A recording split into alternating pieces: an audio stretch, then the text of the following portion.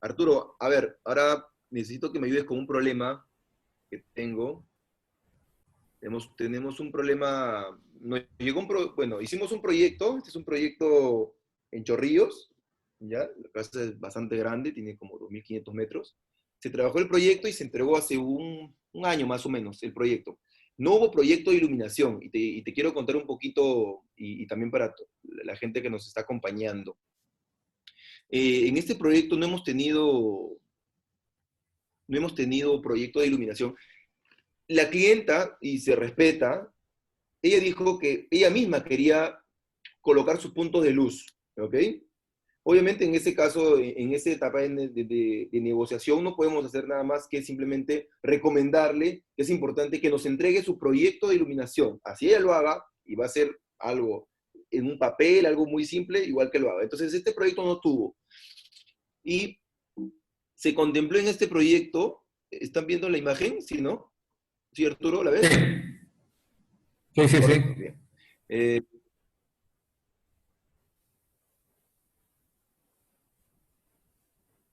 Bien, entonces en este proyecto hemos integrado iluminación, cortinas, seguridad, todos estos elementos, menos control de climatización, ¿no? Como les decía, se puede integrar desde un punto desde una función hasta todo el ecosistema del sistema, todo el ecosistema de la plataforma de automatización. Entonces, eh, vamos a ir entrando un poquito al problema, pero Pero Oscar, ¿esta casa ya está construida o es como los sí, planos que desde el La, inicio? la casa está construida, pero tiene algunos proyectos de iluminación que vamos justo ahora te voy a empezar a comentar. Yo creo que lo más importante, es importante que el arquitecto o el diseñador, junto con el cliente, pueda definir qué cosa es dimmer y qué cosa va a ser on-off, ¿ok? Qué cosa va a encender y apagar y qué cosa voy a atenuar, ¿ok? Así es. Porque tampoco obviamente siempre dimerizar va a tener un costo un poquito más elevado, más o menos representa 10% a 15% más un módulo de dimerización que un módulo on-off, ¿ok? Bien, entonces acá se trabajó así, dimmer en la parte interna y toda la parte externa on-off, ¿ok? Bien, definiendo el escenario. Lo importante, hace un momento comentaba, lo importante que era definir el escenario. Y bajo el tema un poquito técnico, a veces la gente dice, ¿cómo es que él con un botón puede hacer tantos comandos a la vez? ¿No? Y, Ajá. es- y para eso, lo primero es definir la ubicación del interruptor de iluminación. ¿Ok? Eso es lo primero. Cuál es la puerta de acceso, cómo va a ser su recorrido del cliente. No podemos poner keypads, o también llamados interruptores de automatización, por poner. Hay que ver qué cosa tiene que estar conmutada, por qué, la puerta para dónde abre. Hay muchas cosas que se tienen que trabajar. Así Si es. el cliente va a colocar un termostato, entonces de repente, termostato, interruptor de automatización, de repente es recomendable decirle al cliente que el termostato se agrega al sistema para que con un solo interruptor pueda hacer todo. Entonces, importante definir la ubicación del interruptor. Después, lo que hablamos hace un rato, para reforzar el tema, lo importante que es definir el circuito, ¿ok? La cantidad de circuito. Si vamos a Ajá. hacer este escenario, por ejemplo, pondremos que este circuito, vamos a poner que este circuito X es el que va a tener mayor cambio, por así decirlo, ¿ok? Se define el circuito, ¿ok? Se define el color del keypad o el color del interruptor con el cliente, incluso podemos cambiar la configuración del color de la tecla, Arturo, ¿ok? Los nombres, el color de la tecla, de la plaquita, los tamaños de los botones. Mira lo importante que es. El tamaño del botón es súper importante porque de repente hay una persona que es mayor en la casa y no le va a dar el dedo para que se busque cuál será. Entonces simplemente voy a generar un botón más grande para yo poder hacer el escenario de automatización. Después viene lo que es la fórmula. Esto, Arturo, por ejemplo, es lo que siempre se coordina con la empresa de iluminación. Por ejemplo, acordándonos un poquito de las matemáticas, la suma del escenario nocturno es que el circuito X esté al 20%, más el circuito X', que es la central, al 0%, más el circuito Y al 10%, más R8, que es el roller 8 abajo, CH, que es la chimenea off apagada, más el amplificador de la zona 4 encendido, más en el volumen 15, más un playlist de Spotify de Luis Miguel, por ejemplo. a ese grado de personalización se puede hacer un escenario para que la casa y el sistema empiece a trabajar solo, ¿ok? Entonces, quería que me hagas un comentario de repente de esta parte de iluminación del comedor, porque la clienta quiere de todas maneras hacer cambios ahí. Eso justamente quería entender un poquito el proyecto. Veo que en la parte de abajo hay un elemento rectangular que sospecho por experiencia que debe ser una chimenea. Sí, es una chimenea. Perfecto. A la izquierda tenemos estos 2, 4, 5 puntos de luz que están bastante pegadas a la pared, a ese plano vertical, por lo tanto, asumo que lo que le han planteado inicialmente ahí, me dice que esto está construido, deben ser wall washer, bañadores de pared, y si no lo son, por ahí que pueden ser simplemente spots puntuales de luz. La distribución no me parece mala, me parece bien, porque tienes uno justamente al eje, salvo que esta clienta sea, que hay casos así, y por eso es que es bueno analizarlo antes, pero bueno, como que ya tiene mejor, es porque no se trata de llegar, no hay intención ahorita que vayamos donde tu cliente, que ya está en esa casa, y hay que picar, romper, esta luz no funciona. Yo creo que el punto, si es que no es una pared llena de cuadros, si es una pared que tiene muchos cuadros, lo ideal es que le hayan dejado wall washer ahí. Si no es una pared que tiene muchos cuadros, sino tal vez tiene un cuadro principal, está bien, también se resuelve si fueran spots puntuales porque tienes un punto en el centro y normalmente los cuadros van centrados en todo el plano de esa pared. Veo que tienes unos parlantes y tienes esta configuración bastante lineal. Yo sospecho, Oscar, que hay una mámpara entre el comedor y la parte de afuera que debe ser una especie de terraza y que Sí. debe haber algún tipo de mobiliario por el cual han dejado los puntos ahí. La verdad es que tuviéramos que saber un poquito más de las texturas que ya hay y del mobiliario como para poder afinar. Ahora, en cuanto a escenarios... Sí, ella tiene un problema de iluminación en la terraza porque colocó dicroicos y tiene 6 metros de altura. Ah, buen dato, 6 metros de altura ya es otra cosa. Sí, Claro. en la parte de la terraza. Y dos, estos dirigibles, ¿no? Estos asimétricos, estos bañadores Ya. del circuito X, Ajá. cuando están encendidas las luces, hace un haz de luz muy fuerte, parece como que si estuvieran muy cerca a la pared. Ya. Mira, si tiene 6 metros de altura la terraza, vamos primero a ver eso. Lo que sospecho que puede haber hecho tu cliente bajo el perfil que me comentaste cuando estaba construyendo su obra, es decir, ir a un lugar y decir, véndeme X cantidad de spots y ponerle a todos el mismo spot. Entonces, claro, una cosa es un spot que puede funcionar a 2 metros 40, 2 metros 60, 2 80 o 3 metros, y otra cosa es que funciona a 6. Ahí sí, lo más probable es que tengamos que sugerirle dos soluciones. Una, reemplazar esos spots, que deben ser los comunes y corrientes, por unos spots adosados para que no tenga que hacer obra civil, que lo más probable es que su parte eléctrica no esté adecuada para recibir una luminaria más grande, empotrada, y dos soluciones. Le podemos proponer una luminaria adosada, no recesada, no empotrada, sino una adosada, que conserve estéticamente, que hable con la arquitectura, si tiene columnas negras puede ser de color negro. Bueno, son factores que los podemos ir afinando. O la otra es entrar a obra civil, tener que picar, agrandar los huecos, acondicionar el sistema eléctrico para ponerle una fuente de luz que, ojo, todos sabemos que en los ángulos lo que va haciendo que el diámetro, que es la figura geométrica normal de una luz artificial, es circular, en la longitud ese diámetro se va agrandando. Entonces, hay que tener mucho cuidado también ahí, Oscar. ¿Por qué? Porque la luminaria que yo te proponga tiene que ser de un ángulo lo suficientemente cerrado para que al llegar a tu plano de trabajo o al piso, te termine dando una lectura similar a tu sala. Porque si tú tienes una mámpara, hay una integración visual. Si bien hay una separación física, hay una integración visual. Entonces, si tengo la luz a 6 metros de altura y digo, ya, solamente necesito poner una luz más potente, lo que puedo terminar haciendo es convirtiendo mi terraza en un closet o una cocina a nivel de luz, una luz pareja. Y cuando tú estés con tus amigos en la sala, cuando esta señora esté con sus amigos en la sala y vea allá, o sea, acá tienes un ambiente cálido, acogedor en la sala, y afuera tienes Domino's Pizza, ¿no? Entonces, hay que cuidar esos factores, le podemos poner algo que sea de luz cerrada para que lograr la misma composición visual que tenemos adentro en cuanto a luz. ¿Ya? Hay que cuidar esos factores, nada más.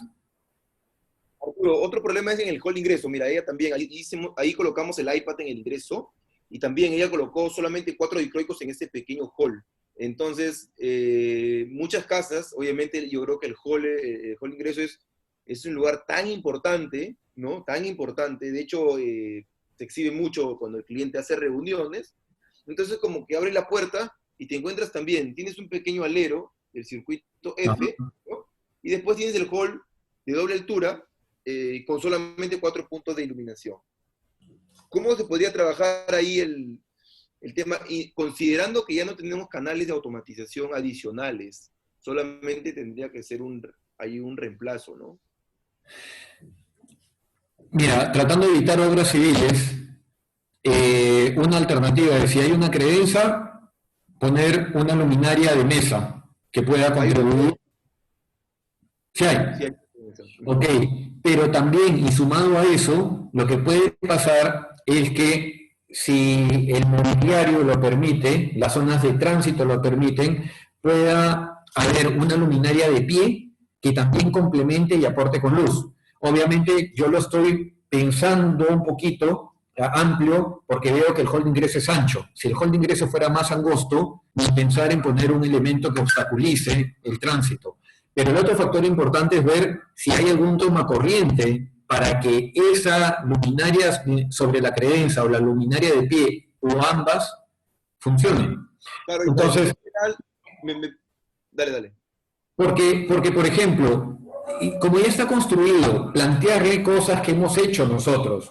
Normalmente tú vas y te recomienda algún profesional y te dice, sí, es una doble altura, pongo una luminaria, una araña linda en la entrada, y no está mal, pero eso es lo más recurrente. Nosotros en algunos casos lo que hemos hecho es, como normalmente en estos espacios, que como bien dices tú, es la segunda impresión que tú dejas a tu visita, porque la primera es tu fachada exterior, tu fachada interior, esta viene a ser ya el ingreso, nos preocupamos porque se vea bien.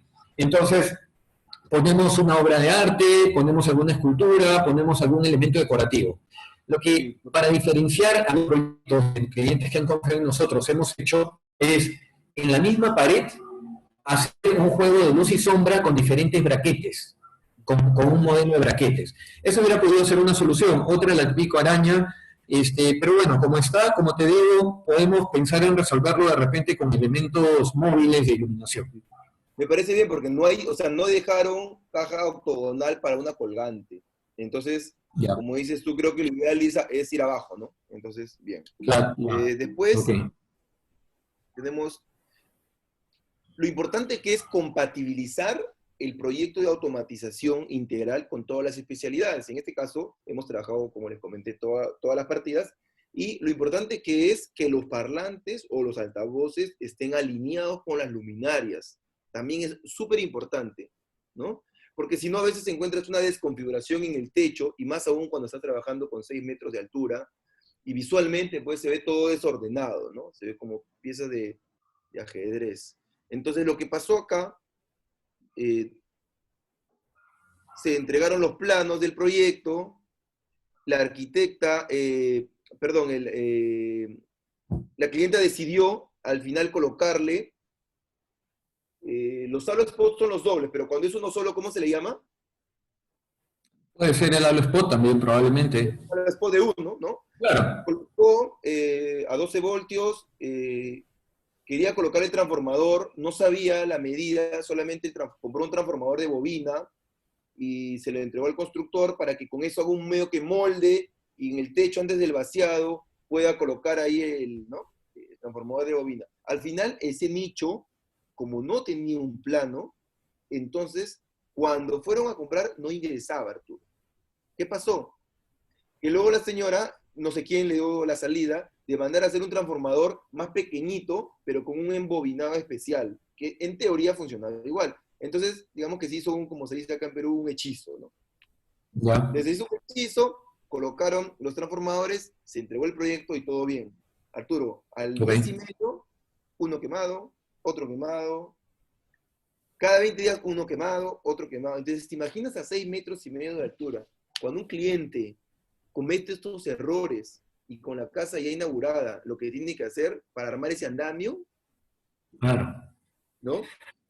Ujú. Entonces, Bueno, lo que tenemos que hacer, Oscar, es coordinar con el cliente para visitarlo un día. Hay que ver, obviamente, si él quiere, va a tener que invertir. Uno de nuestros técnicos puede ir, desmontar una luminaria y ver exactamente el tipo de luminaria, el tipo de lámpara, el tipo de transformador, etcétera, todo, cambiando solamente estos dispositivos y obviamente dando una garantía que nosotros podemos dar de 2 años, 3 años, un año, dependiendo de los equipos que finalmente él decida comprar. O la otra es decirle que va a tener que picar para dejar. ¿Te acuerdas que cuando veíamos el proyecto que yo te traje de estos clientes que recién van a construir su casa, cada una de nuestras luminarias de empotramiento tenía un diagrama? ¿Por qué? Porque el diagrama no solamente te define el diámetro y para que haya un espacio para el transformador, te define que el tubo, los cables, salgan en una ubicación para que el tubo, para que el cable no termine resecándose por el calor, para que no se forme un horno adentro por el mismo calor de la lámpara, del transformador, y que todo esto termine afectando y probablemente ese sea el problema de lo que pasa. y ella, como le gustaba mucho la iluminación, dejó 2 cajas octogonales y decidió colocar un par de lámparas colgantes ahí, ¿no? Bueno, con gustos y gustos. Qué gustos. Sí.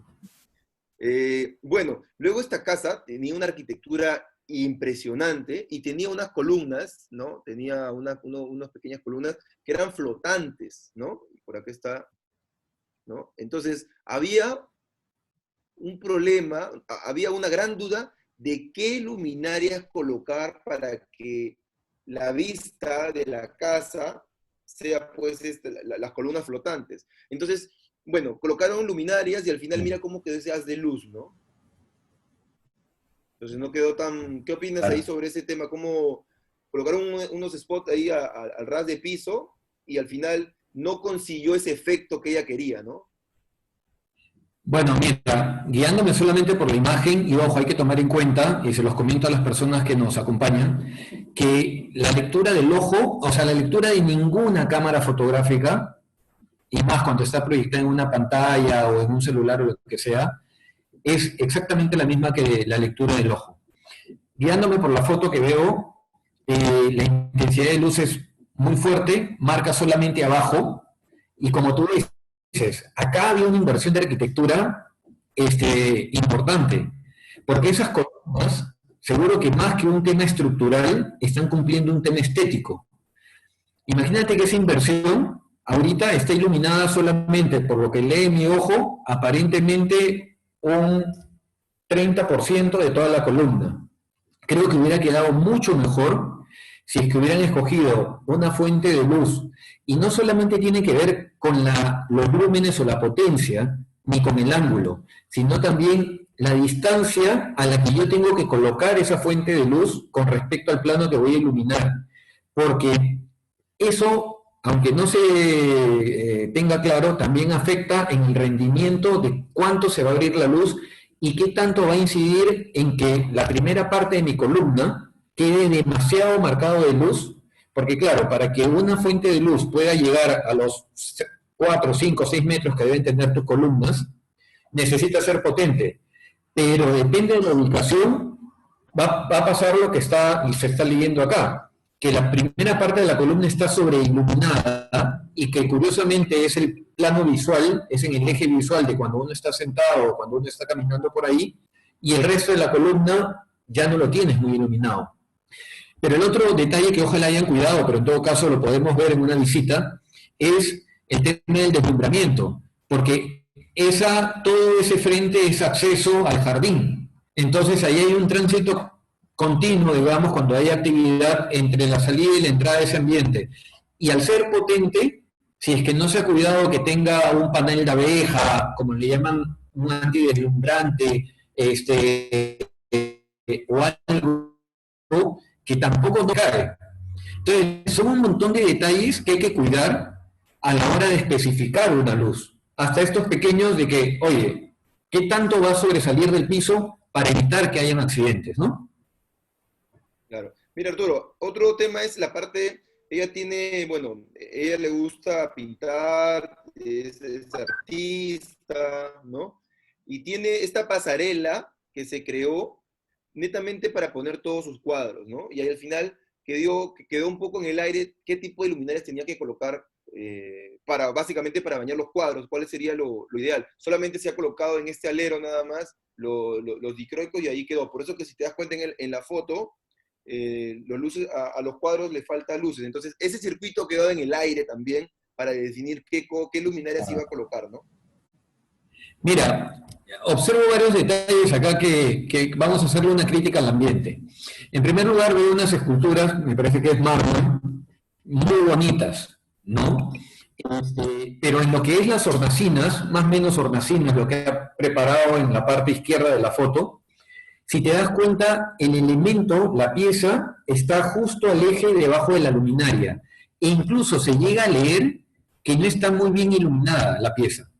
O sea, la luz de esa pieza le debe caer solamente en la parte de acá. Y sobre la mesa se ve que hay una sombra. Entonces, todas estas cosas, si se cuidan, ahí la fuente de luz debería estar un poquito más afuera para que, lo que yo decía cuando te mostré mi proyecto, es iluminar la cara del elemento, ¿no? ¿Qué hubiera pasado con eso? La sombra, que de todas maneras se va a proyectar, pero va a ser más fuerte, más intensa o menos intensa la sombra en función de la cantidad de luz.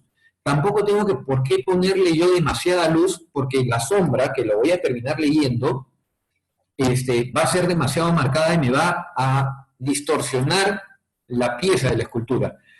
Pero si hubiera estado bien ubicada, porque desde el inicio se hubiera planteado, esa sombra hubiera quedado atrás. Ahora, lo otro con respecto a lo de los cuadros.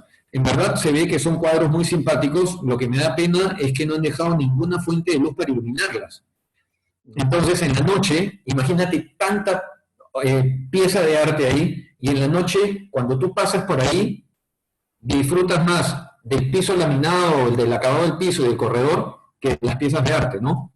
Claro. Ahí sí lo que tuviéramos que hacer es decirle al cliente que se va a tener que hacer una obra civil para usar el parapeto, me imagino que debe ser una especie de parapeto, no, perdón, no parapeto, un murete que debe haber ahí en el corredor y ver cómo poder iluminar esos cuadros. En la piscina se iluminó, bueno, se automatizó la iluminación, los deck, braquetes, algunas estacas, ¿no? Y bueno, eso solamente era un comentario. También se automatizó el motor de los velos de agua. Bueno, la importancia que te decía de trabajar con un diagrama unifilar, acá se ha trabajado con un proyecto de automatización de luces cableado y algunos pequeños módulos inalámbricos también, se puede hacer algo híbrido. Bueno, esta es una foto, te decía la arquitectura de la casa, esos pilares, ¿no? Ajá. Ya. Y bien, creo que, a ver, bueno, algunas fotos de apoyo. Un resumen general, ¿no? Un poquito del paso a paso, y creo que con estas dos diapositivas ya vamos terminando para empezar con las preguntas. Este es un poco el resumen, ¿no? Que dice, hay que definir los ambientes, hay que definir qué zonas se van a dimerizar y qué zonas van a ser on-off. Hay que definir con ustedes, Arturo, los golpes de iluminación. Estoy hablando del proyecto en general, cómo deberían coordinar las empresas de iluminación con las empresas de automatización. Hay que coordinar especificaciones técnicas con las empresas, los drivers, lo que tú comentaste, importantísimo los drivers. Hay que elaborar los planos de automatización según el plano de iluminación. Seguimos coordinando, ¿no? Hay que entregar un proyecto en conjunto, iluminación más automatización. Seguimos coordinando, ¿no? Y ese proyecto, Oscar, hay que dárselo al ingeniero eléctrico para que recién él haga sus planos eléctricos. Recién, correcto. hay que supervisar la obra, se tienen que actualizar los planos durante posibles cambios de obra. El cliente, ¿no, Arturo? A veces te pasa que los clientes dicen, no, yo quiero ya, y cambia, está bien, puede cambiar, perfecto, pero nunca nos avisaron, ¿no? A veces el cliente por su lado pone más iluminación. Cuando va el ingeniero supervisor de nosotros y ve, ¿y este punto? ¿En qué momento? Porque el cliente fue un poco desordenado y dijo, ya un punto para acá, otro, y empiezan los desórdenes, ¿no? Entonces hay que actualizar siempre los planos. Luego viene la instalación de luminarias, hay que hacer pruebas de encendido con los módulos no conectados para evitar de repente algún corto y pueda dañar los módulos. Hay que conectar los módulos de automatización, hay que hacer las escenas, la puesta en marcha, la solicitud de nuevas entregas de nuevas escenas con los clientes y un soporte de por vida. Entonces, en resumen, a veces el cliente dice, que ¿por qué tan caro? Dice, ¿no? A veces. O ¿por qué por qué en Tomás Marzo no puedo considerar algo más sencillo? Y miren todos los pasos que uno hace realmente y que tantas coordinaciones que uno tiene para poder tener un proyecto exitoso, ¿no? Lo importante que es hacer un proyecto con alguna empresa de iluminación y de automatización, sea con nosotros o con cualquier otra empresa, pero siempre hay que trabajar el proyecto como debe ser. Dale a tu casa la iluminación e inteligencia que realmente se merece. No sé si tenemos, vamos con las preguntas.